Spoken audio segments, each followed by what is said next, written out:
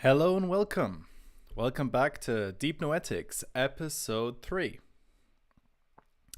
This time we're going to be talking about Foucault, Luhmann, and power generally as a medium of social systems. Before I begin, I'd like to remind you that you can support my work if you support me on Substack, link is in the description, or if you sign up for one of my courses, either the philosophy of the machine that I taught last year about the philosophy of technology, or you can sign up with your email to get informed about the upcoming course on power, which this series is based on, and which this series is leading up to, namely a course focusing on different analyses of power, beginning from a more holistic perspective, and then followed by a systemic analysis to then put the puzzle pieces back together at the course at Halcyon Guild. So, like I said, leave a like, subscribe to my channel, subscribe interested, sign up to my courses. So today I'd like to begin this by answering a comment that was made on my very first video on power, my very first live stream. And I'd like to quote here, MindKing22 commented under it. First of all saying, quote, "I really like the topic and the fervor. Conception of power sounds far too concentrated." What does he mean by that? One of the great lessons of Foucault is in the dispersal of power. That is its impact is more of a network effect, whether those networks be institutions or social practices around bodies themselves. From our time especially, these networks are everywhere. Power doesn't come from the law, from a king, from any one place. Power is more an apparatus or of control. Something wrong with my audio source.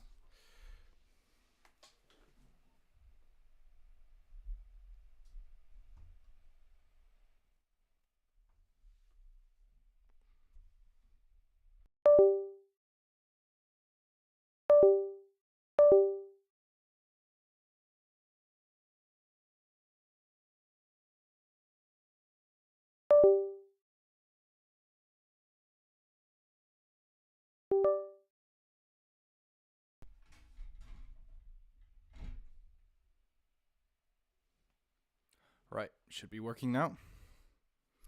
So,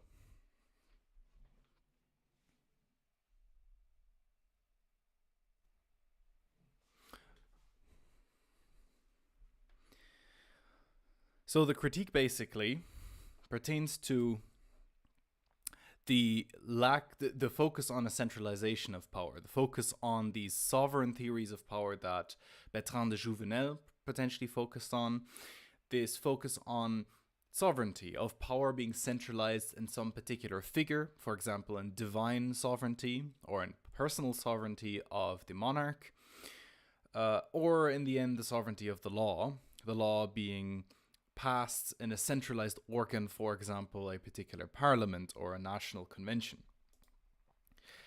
As opposed to that, Mind comments that one of the great lessons of Foucault is the dispersal of power. Rather than looking at it in a centralized manner, I should be looking at it in a decentralized, dispersed manner. That power is a kind of social medium, a kind of network property that is not centralized in any particular figure or authority. So 2 points to this. First of all, this is an important point, an interesting point, and that is why I split the study of power into a study of a holistic conception of power, or you could refer to it as a historical analysis of the Machiavellian nature of power, and a systemic analysis of power networks and systems of power. This differentiation is important because one of it tries to look at power in its whole composition, whereas it cannot go into the specifics, whereas the systemic analysis of power can dissect this holistic image of power into its constituent parts and then analyze it from various different networks. For example, in episode 2, we focused on economic power networks. But there are different networks we can look at. There are different ways to structure the analysis of a power system or a power network. For example, according to the four-network theory of William Domhoff, that includes economic systems, ideological systems, military systems, and political systems. So I did actually get into the notion of power systems and a systemic analysis of power in episode 2, but I would like to get more generally into the way power was understood as a social medium by, for example, Michel Foucault, but also Niklas Luhmann. Luhmann being known as a founder or originator of general systems theory in sociology should not be forgotten here, because in many ways Luhmann and Foucault were pretty similar. Second of all, what I'd like to point out is that power was understood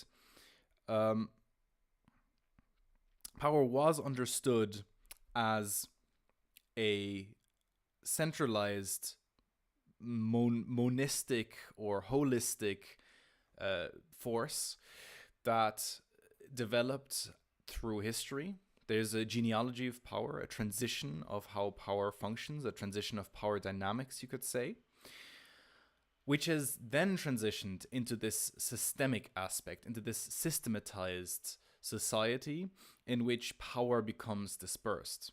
So we need to put Foucault in this sense into a historical context, which he does himself. I would remind you of an essay that he wrote titled Governmentality, in which he explicitly states that the way power is structured has transitioned away from one of sovereignty, from one of sovereign authority. We do not focus anymore on a particular personal authority or divine authority, but we have transitioned into governmentality.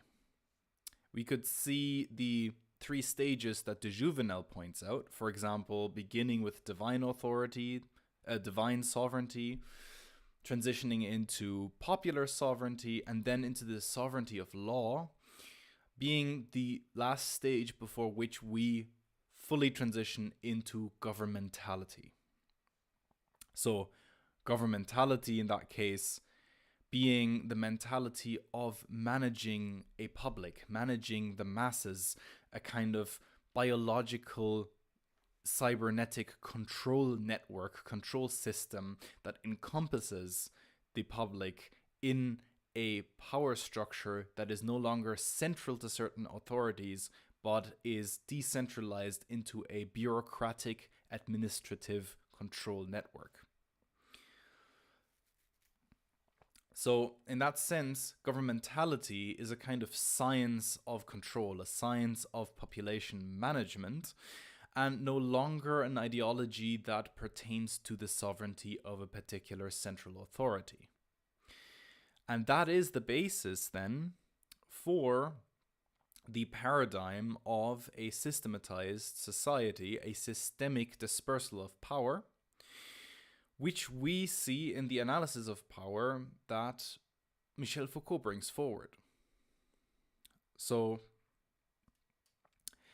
Michel Foucault focuses on discipline and punishment in the same sense as Herbert Marcuse spoke of the one-dimensional man in society being controlled by behaviorism and operationalism, meaning that the system is there to reward certain behavior and punish other behavior. It is a behaviorist paradigm, and thus a behaviorist scientific paradigm of understanding control and understanding proper raising and education of a public that needs to be governed. That is essentially the scientific, or you could say quasi-scientific or pseudo-scientific ideology that guides governmentality. And in that sense, Luhmann is also a system theorist that can describe power only from within a paradigm of governmentality. When he speaks of power as a medium of social systems, especially as a medium that determines universally applicable decisions, we are now speaking of a system of absolute control. We are speaking of a system that has a pure operational, a pure behaviorist, a pure reward and punishment, positive and negative sanction based structure of power, structure of reinforcement of control. So in that kind of framing, we must see power not as equal to control, but control rather a current paradigm or current instantiation of how power is exerted. We could say, for example, a medieval king would not be that not that control focused, as the particular control of the personal lives of peasants was often not something the king was interested in or the king was focused on in the first place. The king was mainly focused on his either divine or popular sovereignty, a sovereign authority that was there to bring a certain unification or cohesion of the social system and was sanctioned by other means, for example, by means of religion when we speak of divine sovereignty. When it comes to control, however, it is not necessarily universally equivalent to power, but it is rather a paradigm of power or a particular way power is expressed in our period of governmentality. And the way that works is no longer by recourse to a certain transcendent unifying principle, a certain eternal divine sovereignty, but it is brought forward by scientific principles or by recourse to scientific principles that are enforced and taught through institutions, through bureaucratically managed institutions. For example, educational institutions. We've got schools, the universities, we've got labor institutions, huge corporations, factories, we've got health institutions, hospitals, and psychiatric wards. Specifically, psychiatric wards are an important factor here, as they are those that maintain what is correct and healthy in terms of behavior within the social system. They are a direct enforcer of a reward and punishment system in a similar sense as schools are.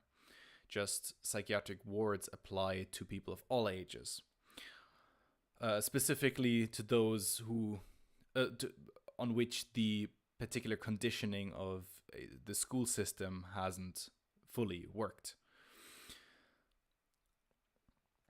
So, to understand Foucault better, it is actually relevant to perhaps start off with looking at Luhmann a little bit. So, what does it mean that when Luhmann describes power as a medium of social systems? A medium is something that carries an indeterminacy. What that means is, for example, you have a coin and you flip a coin. In that sense, the coin is the medium that carries heads and tails. So a medium's indeterminate. It is either heads or tails. It is not one of those, but both. It is not determined to be one of those, but it carries both of these options to be then resolved in flipping the coin. A coin would be a very simple case of a medium. That is obviously equal to looking at a bit in information theory. Similarly, our screens, our media, as we call them, are media that carry a indeterminacy of a vast range of possible configurations of what can be shown in those media. And those configurations are then selected for by what is particularly shown. So, in that sense, that means that if we have a social medium based on social communication or social interactions, and we have an indeterminacy, then this indeterminacy is resolved by a particular action, by a particular execution of a certain configuration in this indeterminacy. Let's boil it down to less abstract concepts. Let's say we have a president looking at a conventionally understood powerful figure that decides on whether there's going to be a war or whether there's not going to be a war. These are two options, and in that particular moment, the medium of power contains both of these options. It is indeterminate. It can be either war or not war. Once the actor resolves this indeterminacy, once the medium decides for one of these states, once the medium decides for war or not war, then a powerful action was performed. And this can be understood on any scale. So this doesn't need to be a president and a war. This can be a decision within a family. This can be a decision between two peers. And in that sense, power has become dispersed. This is how we can understand power as a dispersed system. And interestingly enough, even Foucault doesn't necessarily give a strict definition of power, but understands it in this dispersed way without focusing specifically on one of the networks, without focusing specifically on political, economic, ideological, or military power. It is now something that is inherent in a society of discipline, inherent in the decentralized reinforcing of control through these institutions, such as the schools, such as the hospitals, psychiatric wards, etc. And this is how Luhmann can play into understanding Foucault better, because in a sense Foucault gives the direct accounts of these dispersed systems when Luhmann starts off in explaining what it exactly means that power is dispersed in such a way. That means we have this medium, and there can be many media of social systems, power just being one of them. And we have this medium, for example, of information, this mass medium, that also has an indeterminacy. And if you then look at this indeterminacy being resolved, this medium carrying out one of these options it can carry out, then we understand that there is a particular power guiding the medium, the mass medium. This is what we then understand as manufacturing consent or ideological power. We have a particular we have a particular power being exerted when a particular information is conveyed via the mass medium, because the mass medium has such a wide range of possibilities of what kind of information to convey. There's an infinite, near infinite amount of information it could convey, but it decides for certain information. And that certain information is not random, it's not arbitrary, but it is directed. And that direction, that which guides what information is publicized to that extent, that is driven by ideological power. And so power is, this is where this dispersed medium can be applied to any kind of system. This is where Luhmann and Foucault basically give the basis to all kinds of system analyses, because they don't actually specify a particular definition of power, but explain it as a medium.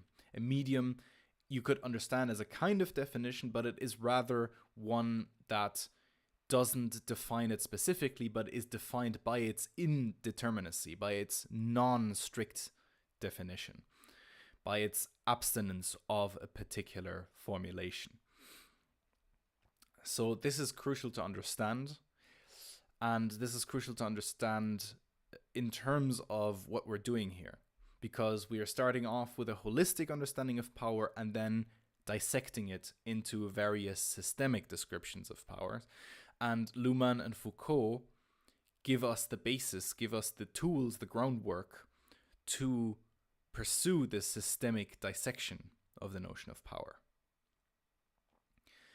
Now, there's another aspect of both Luhmann and Foucault to bring into this, and that is the notion of identity, the notion of the subject.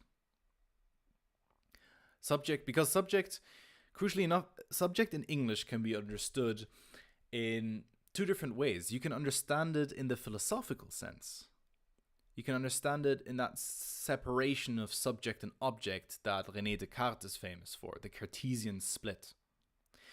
And when you have this split between subject and object, then you have a separation between the self and the world. And this separation between the self and the world needs to be mediated. You cannot just be entirely separate. There seems to be some correlation, and that correlation is mediated. And to understand this mediation, we tie it into the second meaning of subject, and that is being subject to a certain power, being subjected to a certain power. And that means the interrelationships the subject has with the objective world, the interrelation, it in turn structures the way the subject sees itself. So identity, the way we see ourselves, the way the subject perceives itself, is structured by the interrelationship of the subject and the world, of the self and the world, the subject and the object. And that is, the way that is structured mirrors the dispersed, decentral power relationships, the complex power relationships that are irreducible, that are complex and getting infinitely more complex and not reducible to any single reduction or a single principle, single simplified principle. In that sense, the way we understand ourselves is derivative of a power paradigm. It is derivative of a power paradigm, and this power paradigm gives rise to particular modes of identity. And this was explained by Luhmann and Foucault alike. And what was something that really brought this together is, for example, the work of Hans-Georg Müller. He has the YouTube channel Carefree Wandering. I've made an interview with him on my channel. You should check it out.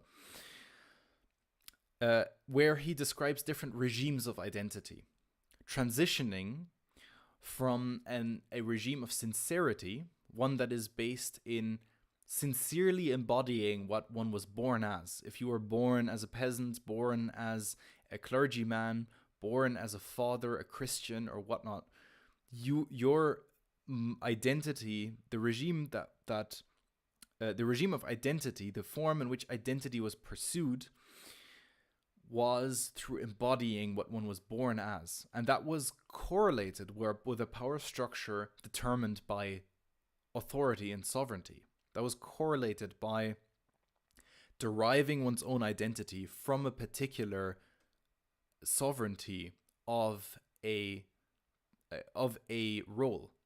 The sovereignty of the king, the sovereignty of the nobility, the sovereignty of the church, the religion.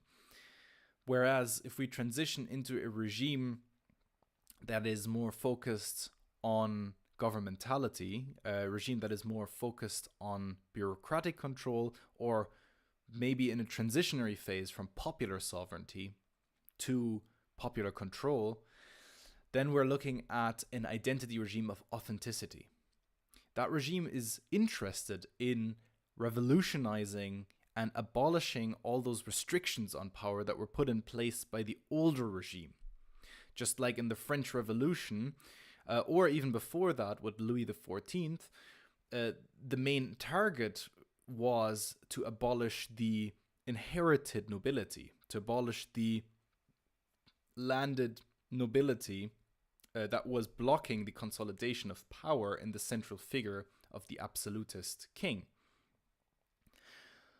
So to revolutionize that and abolish this, the people needed to be liberated from their adherence and subjugation. They had to be liberated from being a subject.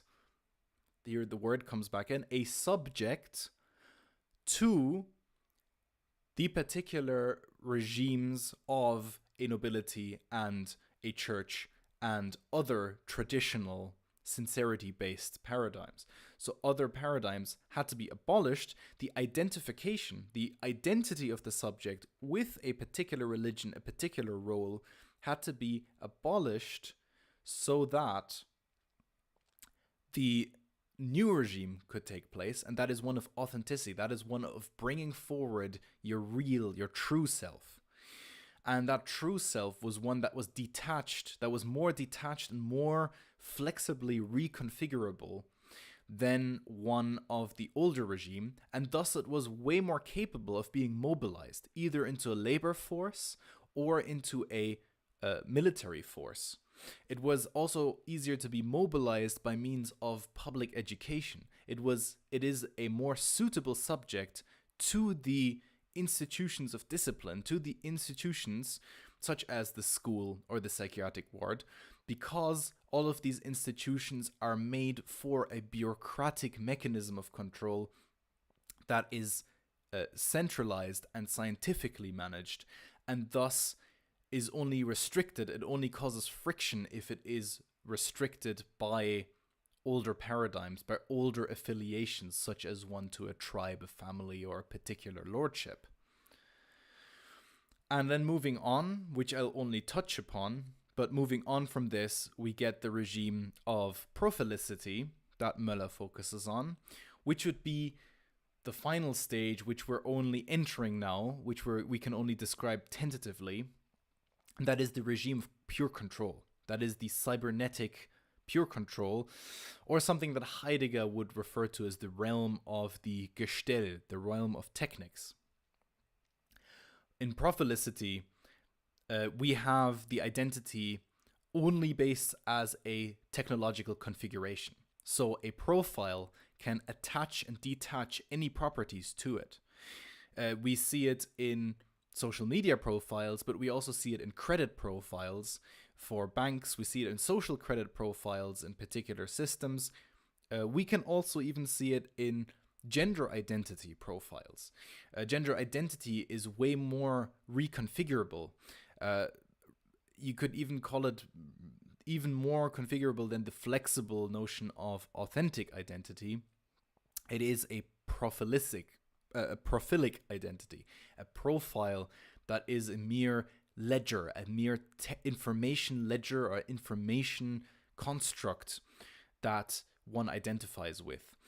And in all of these cases, in the case of sincerity, authenticity, or prophylicity, these are not something that represents something akin to a real or an actual self. A real and actual self is rather being subjugated. That's where the subject comes back in, subjugated through these identity regimes. You could say the identities that are formed feed off of the actual self. You can see it most clearly in today's age with the prophylicity of social media. A lot of people are becoming increasingly subservient to their social media profiles. It is almost their Instagram profile that is in charge in some respect. I hope that won't happen with me and the YouTube channel. I hope that, in a sense, the version of me that you are seeing is a YouTube profile. I don't actually float around in space. Though I wish I did. I wish I had like a space studio. If I get enough followers and you all subscribe to my Substack, become paid members, I will promise to invest in a space station studio. Anyways, so in a sense, you are getting a profile, a YouTube profile version of myself, and if I dedicate, and if this profile allows me to live, if this profile becomes a certain entity that serves my survival, then I will increasingly adapt my desires and increasingly adapt my behaviors to what serves this profile, because it'll serve me in some respect in return. in that sense, those subjects, those constructed subjects, serve to take control of what you understand as your identity.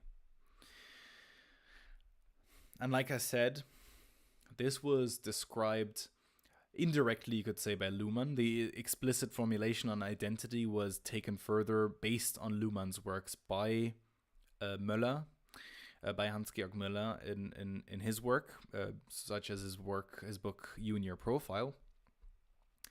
But also in Foucault, where he actually emphasizes on this double meaning of the subject, being subject to a power and being a subject facing an object. And that is exactly the realm, this mediation between the subject and the object is the realm where power is exerted. And that is the realm where an accurate understanding of ideology comes from. If you look at the works of Louis Althusser, for example, an authentic understanding of ideology can only be made if you understand it as an objective power configuration addressing a subject and a subjective identity. If an objective power configuration is no longer able to address a subject, is no longer able to address a subjective identity, then the objective power network becomes fragile, it becomes unstable.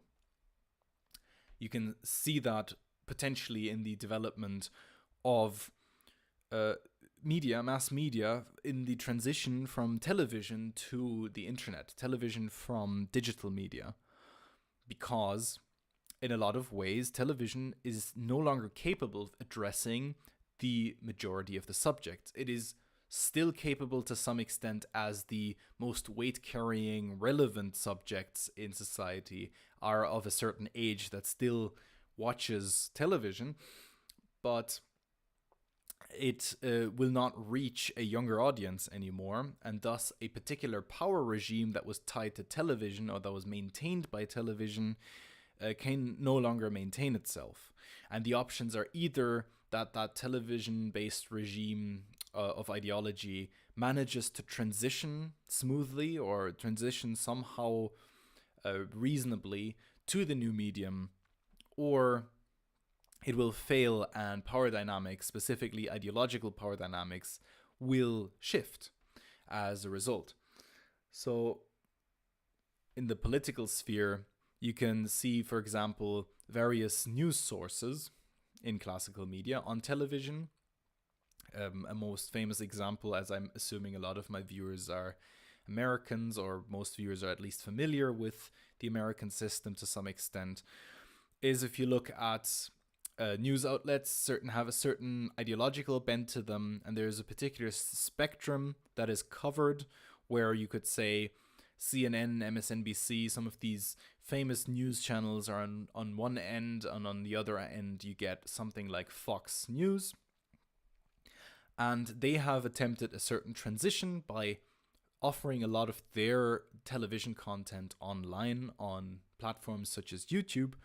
But there's also new platforms that are rivals to these traditional channels that get way more views. Platforms such as large podcasts, such as the Joe Rogan podcast, or even other political platforms, such as, in the case of conservative media, the Daily Wire or something like that.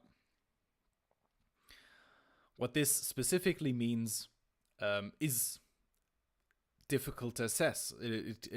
It is generally difficult to predict, because in complex systems you have a chaotic property, namely that small alterations, small perturbations and differences in the system may lead to vastly different results, may lead to very, very strong consequences that are difficult to predict from the onset. Which is why I think it is also relevant to not only focus on systemic theories of power, but to complement those studies with a holistic understanding of power that is derived from an understanding of history.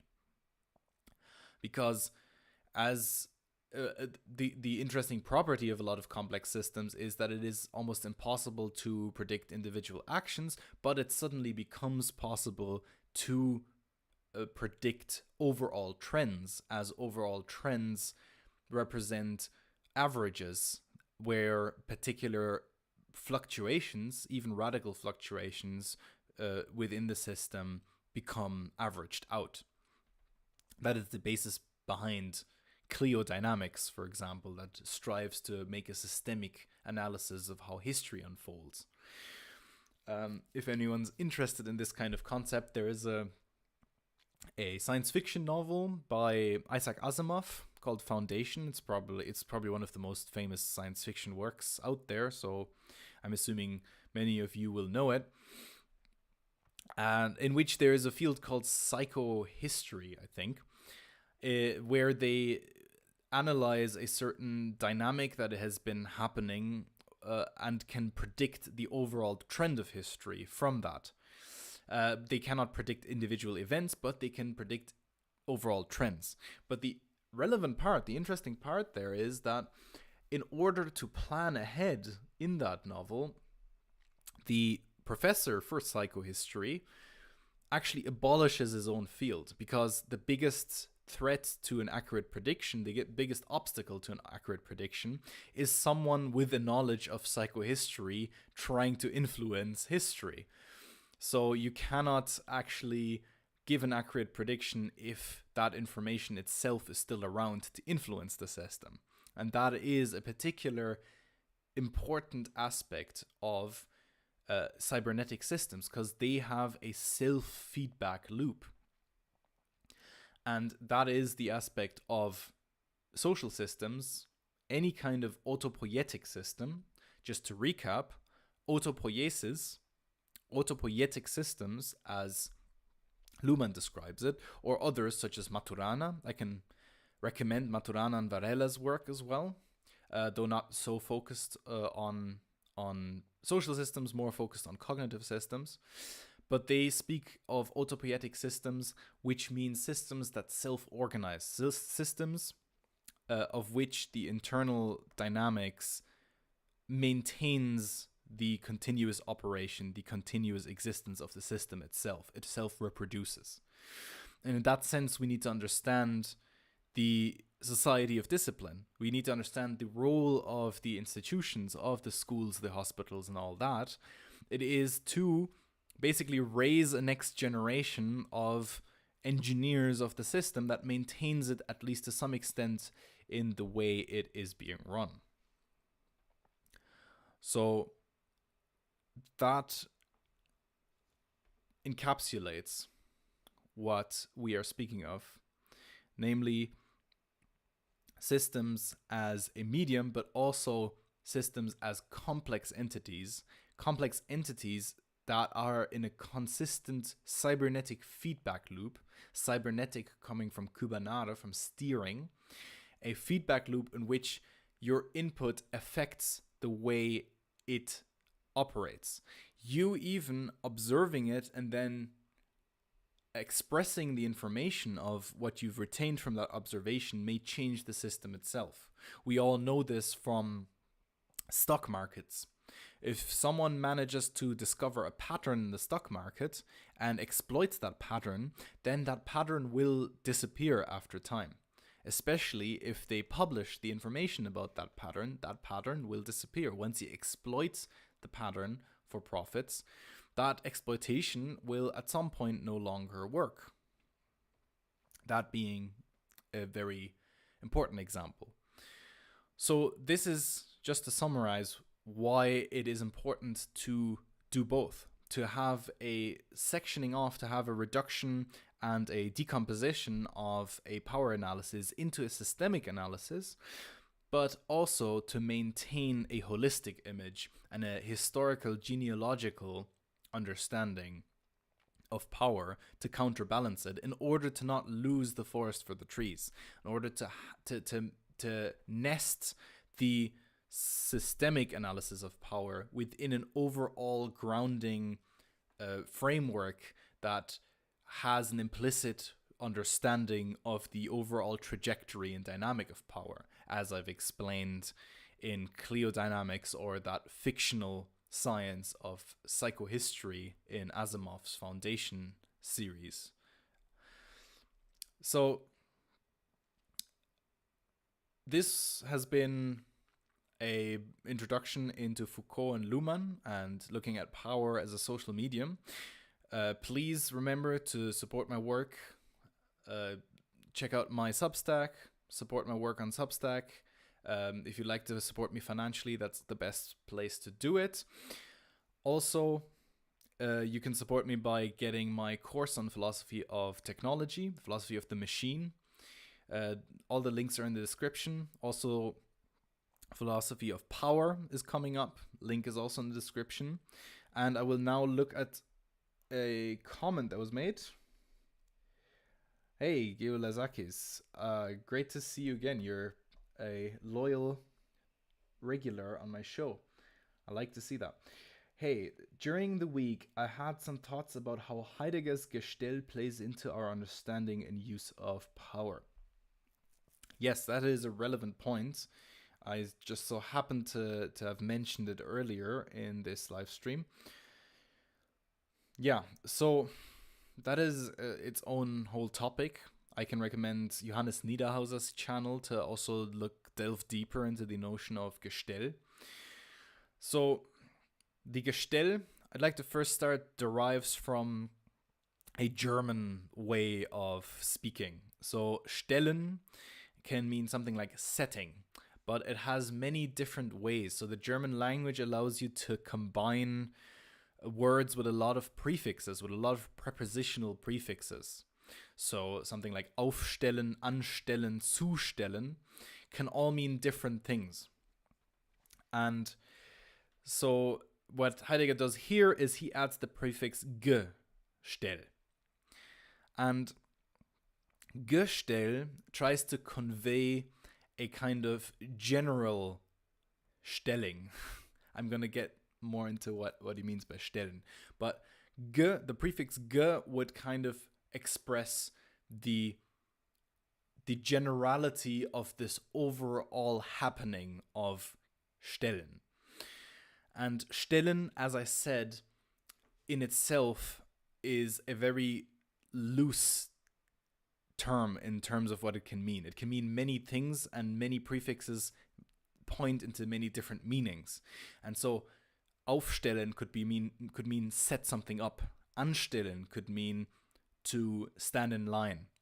Zustellen could mean like deliver. Vorstellen, that is the crucial part. Vorstellen can mean representing, imagining or representing in your mind. That's vorstellen. Entstellen can mean disfiguring, distorting.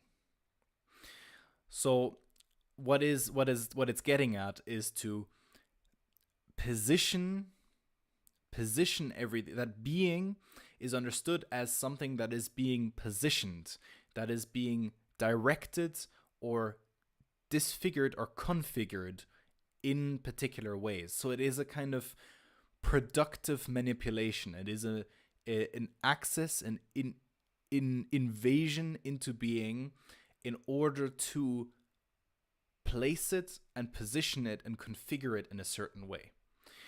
So the stellen is the putting it in a certain way in various forms, whether it's vorstellen, aufstellen, zustellen, entstellen, right? That is this play that he's doing with the German language that is often difficult to translate. And the Gestell then means the general happening, the general Stellen that is taking place. And it is purposeful that it includes Vorstellen, that the representation in which we understand the world, the representation already is part of the Gestell. It already is part of this invasive access into being. And that is what he understands as the essence of technology, is the realm of technics. The realm of technics is that which understands being only in so far it can show itself through the Gestell. it can only anything that is outside of it is not seen to exist. So anything that is not configurable, that is not manipulable, that is not measurable, that is not representable in information, does not exist. So being can only show itself in the Gestell, in the totality of Stellen, as I've explained it. That it is obviously difficult to explain. I hope this was somehow understandable, but it does exemplify our understanding of power also to a certain extent, because power is also generated by technocratic control, by this totality of Stellen. If you make the deal with the devil, so to say, if you accelerate and increase the capacity of the Gestell, then in return, as a personal agent of the Gestell, you are granted power. So there's another comment. The grammar works similarly in Swedish. In taking a post-colonial course, I realized how little power was understood. Solely mentions of Foucault. No, okay. Yeah. Exactly true. You need a complementary approach. A philosophical understanding of certain topics requires to a certain degree a dialectical a dialectical or a dialogical method. Meaning that if you focus on a particular, you need to guide it by a certain general understanding, and vice versa. If you look at a general understanding, it needs to guide a certain particular meaning in order to be a coherent notion of power. Right? So, that was a little digression, a little detour into the Gestell. But it is a concept that can be difficult to grasp, especially because it makes use of the Aristotelian notions of causality. So it is not something that should be seen as a sort of technological determinism or a sort of inevitable technological singularity. But it is rather something that grounds our means of understanding being, our means of how we engage with the world, how we engage with being. And so the Gestell kind of sends us into this world of modern science and modern technocracy. It is something that we are thrown into by this sense of being that is guided by the Gestell. Okay, so this has been fun. This has been a good show. I enjoyed it, and I'm looking forward to you tuning in next time. Thank you for your attention, and I'll see you next time.